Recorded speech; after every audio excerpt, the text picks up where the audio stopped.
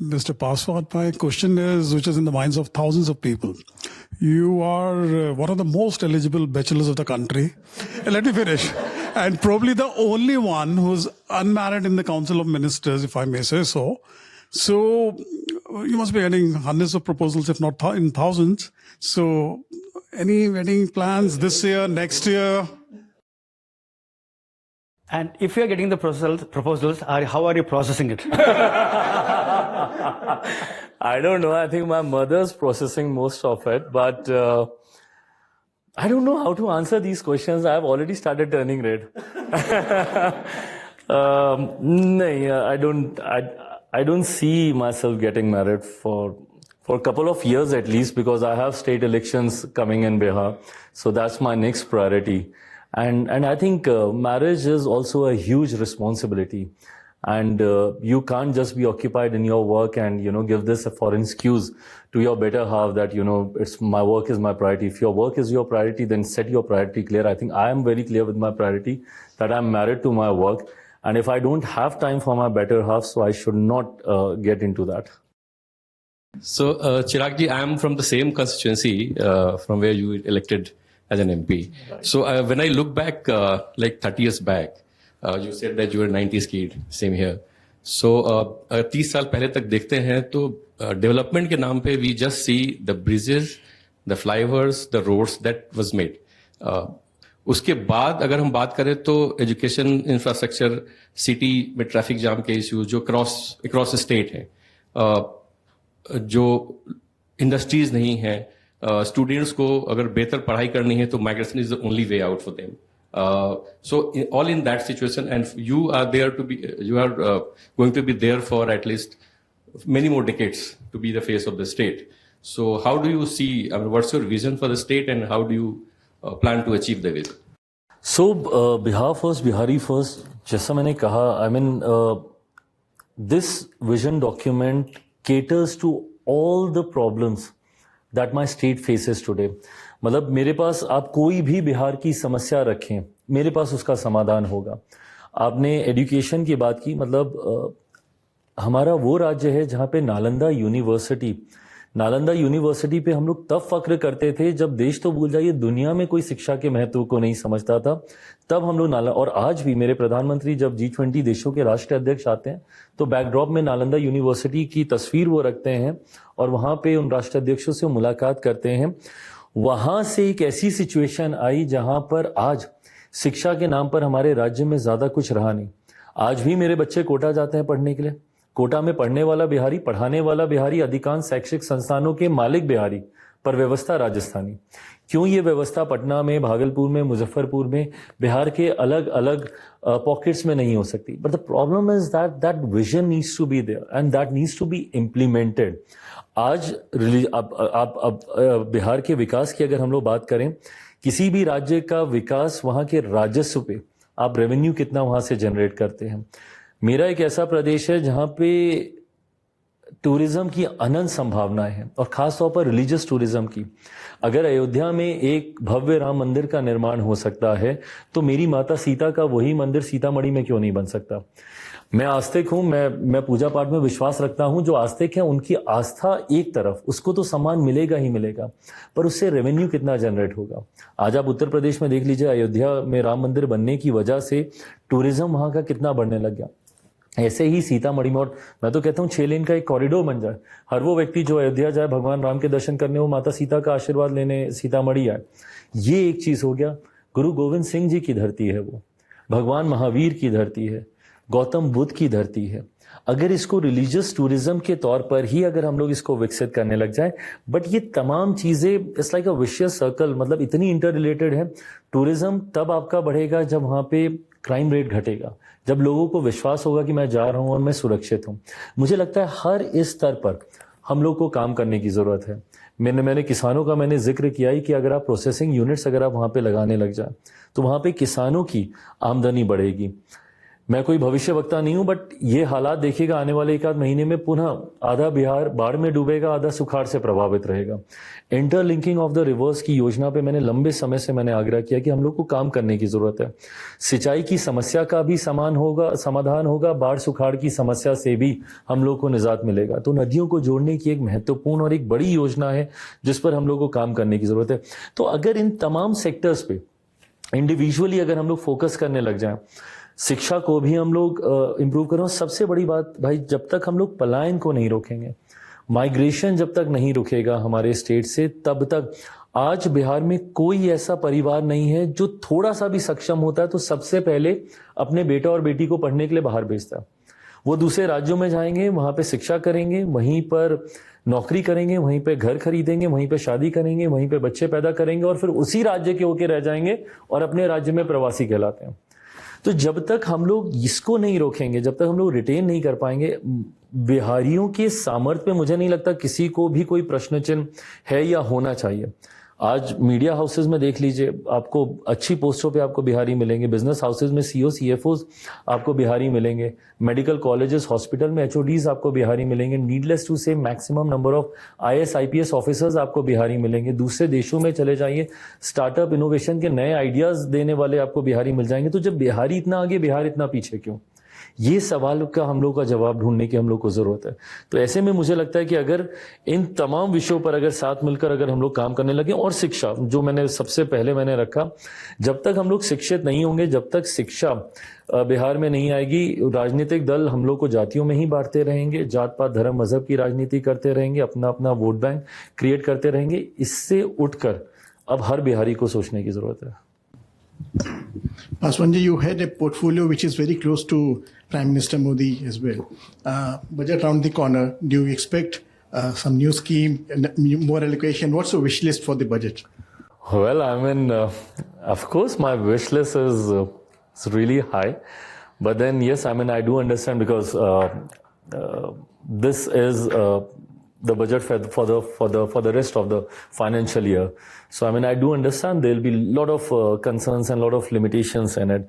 Though I have sent my proposal, but then I don't know how much of that gets accepted. But then yes, in due course of time, I think by the next financial year, because I think that this ministry deserves, and we do demand also, a good budget, because through this we can actually do like a carpet bombing, by which not only setting up these food processing units, but also giving employment to the local people there.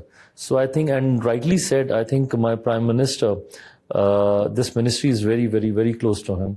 And several times we had one-to-one interaction, where he's given me his precious suggestions and, so yes, I think under his guidance and his leadership, I think in coming years, this ministry will do really well. Chirag ji, a connected question. So food processing in India is still very low as compared to the other, evolved economies. So as a minister for this, what are your, what is your strategy? Top 3 priorities that you have? So, to begin with, yes, I mean, our contribution, I mean, compared to the, rest of the world, international market, also if we see, it's extremely low. I think to begin with, yes, I mean, setting up the processing units is definitely there in my priority. Also an awareness, because there are a lot of misleading advertisements, misleading theories, that pops up concerning the processing of the food, because in India, we still, come with that mindset that fresh hona chahiye and, direct from the farm and all that concept that we had. So I think we need to promote this as a sector, the processing as a sector. And also now the demand is there. Initially, yes, the demand was less. But with the new modernized, so-called modernized concept of the society, with nuclear families coming up and, working couples coming up, so ready to eat food and, all these things are way more in demand. And also, I think as an Indian, I would love to see Indian brands in international market. When you go out and you travel internationally, in all those big supermarkets, you would love to see Indian brands. So yes, to take it Indian brands to that level, setting up units, and also getting rid of all the misconceptions that been given about food processing. Process ho gaya to value chali gayi. Rather, food processing is all about value addition. So clearing out these theories would be in my list of priorities in coming years. Chirag ji, your ministry will hold World Food India in September. It's a flagship event of your ministry. So how the preparation is going on, and what kind of expectation you are having in terms of investment commitments from foreign food companies? So yes, I mean, we all are looking forward to World Food India that is scheduled to take place in September, 19th September till 22nd September. And that gives everybody a platform to come on the same page and have interaction. Not only innovators, startups, across the country, but also on an international level, exchange of technology, what is happening in various other countries. We can learn from them, we can take higher by technologies from them, and which definitely will help our farmers, will help our units here. So yes, this gives a platform across the globe to come and interact. Everything that concerns, right from the farm to the folks, everything that comes in between. So everybody coming under the same roof and exchanging ideas, it gives everyone a good opportunity. A related question about, food processing got FDA of some $6.8 billion in last 10 years. So what is your target for the next 10 years? And similarly, you talked about our food products going abroad. So any target for the export? Well, I mean, we have not have any targeted figures. We have not worked on that yet. But then, yes, definitely, as a ministry, we are looking forward for a huge expansion plan.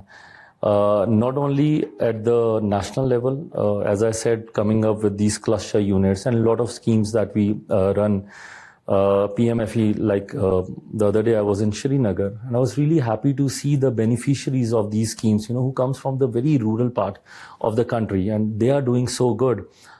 Young girls, young ladies, coming and, now they are generating employment. They are giving employment to lot of locals there. So yes, I mean, getting this to the very grassroots level, but also, as I just mentioned, at an international level, making Indian brands more popular, getting them the space there.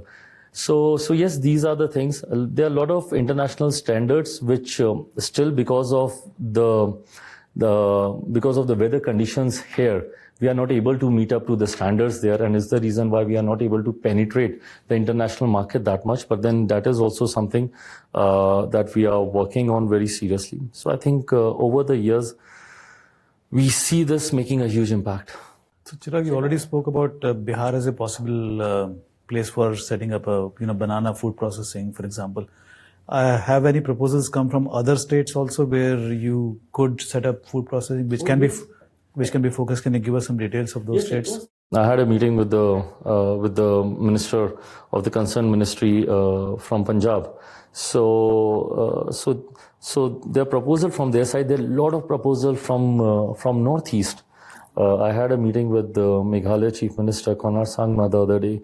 So from the Northeast, from the southern states, especially, yes, I mean, states which are more agro-based, definitely the demands and the proposals are more from them. But then I think India is an agriculture based country. So definitely, I mean, not only at the state level, I think at the block level, we have demands coming from. And it's the reason why there's a very famous scheme of ours, ODOP, one district, one product that we are doing. So yes, I think it's across the country. So in Bihar, the JDU and the BJP, they built bridges, burnt bridges, built, burnt. But the bridges in Bihar seems to be a problem. Is it too much of a coincidence of this collapse? This is a serious issue. And bridges collapsing cannot be taken lightly. and definitely this shows that somewhere or the other corruption has taken place, compromises were made. I don't want to get into the politics that who was in government that time and who was the part of the alliance that time and stuff. I don't want to get into that politics. Today, we are in the government, and definitely it's our responsibility to make sure that this doesn't get repeated. And whosoever, because of whom this thing has happened, should be held accountable and should be punished so that a precedence is set for the future. Chiragji, one political question. One nation, one election has been the agenda of the NDA government for quite some time. This time, even before the election, it was on BJP's manifesto. Now you have come back to power, but the numbers are not the way you expected them to be. So do you see such a possibility happening during this term of the government? Well, I think, yes, of course, why not? One nation, one election is something that me and my party, we have supported it very, very strongly. And also we have given our suggestions to the ex-president who's heading this committee now. We have given our suggestion from the party side also. But then we are still awaiting for a final draft to come for discussion. So until unless a draft is not presented before us, it would be too early to comment anything. But then yes, I mean, if any such proposal comes for one nation, one election, Lok Janshakti Party Ramvilas will be supporting it strongly. मैं सिर्फ ये जानना चाह रहा था कि acting ज्यादा कठिन है या राजनीति ज्यादा आसान है? So again, as a Nepo kid, ये बहुत सहजता से आता है जब आप घर पे अपने पेरेंट्स को जिस प्रोफेशन से जुड़ा हुआ देखते हैं, तो पूरे घर का वातावरण ही ऐसा होता है कि वो चीज़ें आप बहुत सहजता से आप समझ लेते हैं, सीख लेते हैं. अब मेरे लिए घर पे चुनावी डिस्कशन, अब मैं अपने दोस्तों के यहाँ जाता था, उनको चुनाव के बारे में पता ही नहीं होता था कि इलेक्शंस क्या होते हैं. बट हाँ, उनके फादर जिस प्रोफेशन में है, कोई बैंकर है या कोई लॉयर है, तो उनको उस बारे में ज़्यादा जानकारी होती थी जो मुझे नहीं होती थी. तो ये बहुत स्वाभाविक परिस्थिति होती है. बट हाँ, अब क्योंकि वो इतनी सहजता से आता है और अगर उस प्रोफेशन में कोई चला जाता है तो आज की तारीख में उसे गलत माना जाता है. मैं जिस जमाने से आता हूँ, नॉट दैट कि मैं कोई बहुत ज्यादा पुराने जमाने का हूँ, बट फिर भी 4 दशक तो मैं जी ही चुका हूँ. तो ऐसे में जिस जमाने से मैं आता हूँ, उस वक्त पिता के नक्शे कदमों पर चलना, माता पिता के नक्शे कदमों पर चलना अच्छा माना जाता था. अगर बच्चा या बच्ची नहीं वैसा करता है तो कहा जाता था कि अरे देखो पिता ये कर रहे हैं, ये क्या करने चला गया. तो उस वक्त अच्छा माना जाता था. बट वो कब नेपोटिज्म में बदल गया और कब हम सब नेपो किड बन गए और ये सबसे बड़ा अपराध हो गया हम लोग के लिए, ये मुझे पता ही नहीं चला. हैविंग सेड दैट, क्योंकि उसी परिप्रेक्ष्य में मैं पला बड़ा हूँ और अगर फिल्मी अंदाज में बोलूँ तो मेरी 7 पुश्तों ने, किसी ने मूवीज में कोई काम नहीं किया, दूर दूर तक किसी का रिश्ता नहीं रहा फिल्मों से. तो वहाँ गया, एक ऑनेस्ट प्रयास किया मैंने, बट नहीं वर्कआउट हुआ. और तो इसीलिए वो बहुत कठिन था मेरे लिए, ये बहुत सहज है. Chirag, I know you think of your brief film movie career as a dark chapter in your life, लेकिन कुछ तो सीखा होगा उसमें, कोई अच्छी बात सीखी होगी in your brief career in the films.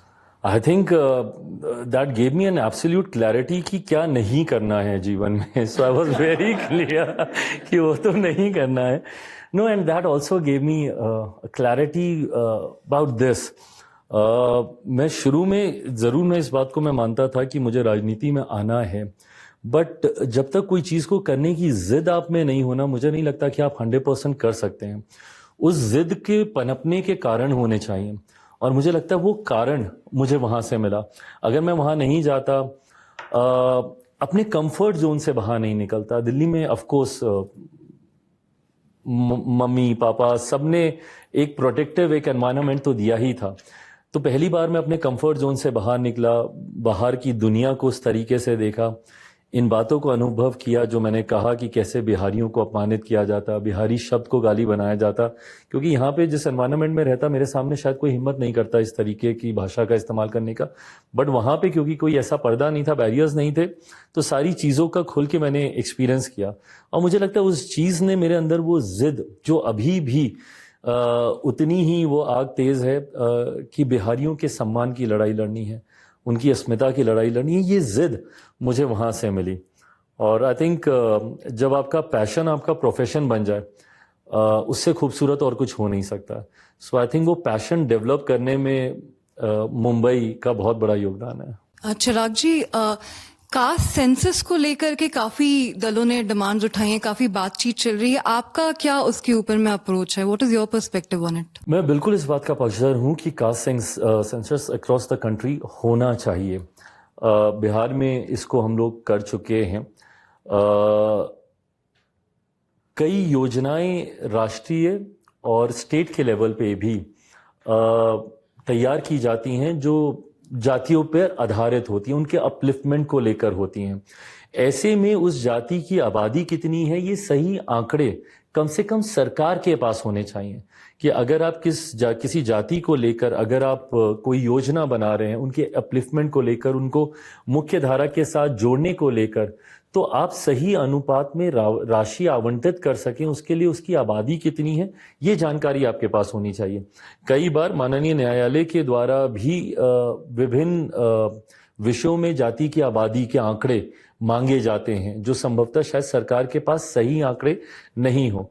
तो ऐसे में वो आंकड़े सरकार के पास होने चाहिए. मैं कतई उसको सार्वजनिक करने का मैं पक्षधर नहीं हूं. मुझे लगता है वो समाज में से बंटवारा करते हैं.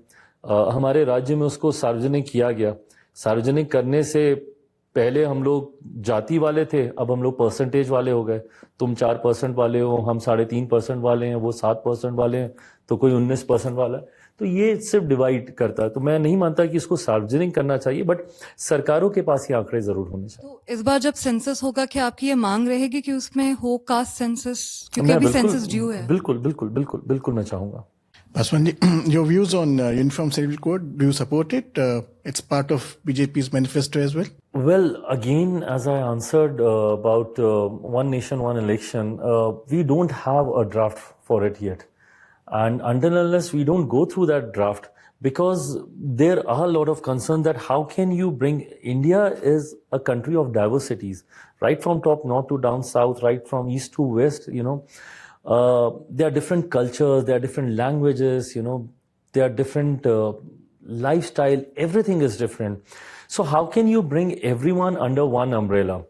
Also, you know, when we talk about UCC, so everybody directly starts focusing on Hindu Muslim. It's not only about Hindu Muslim and getting them under one umbrella. It's about one community also. For example, it's about Hindus also. Hindu up north, you know, their tradition, their culture is way different than the kind of practices they do down south. You know, even in the family matters, about the marriages, you know, the tradition, culture is very different in various parts of the country. So it's not only about Hindu-Muslim divide, it's about getting everyone together.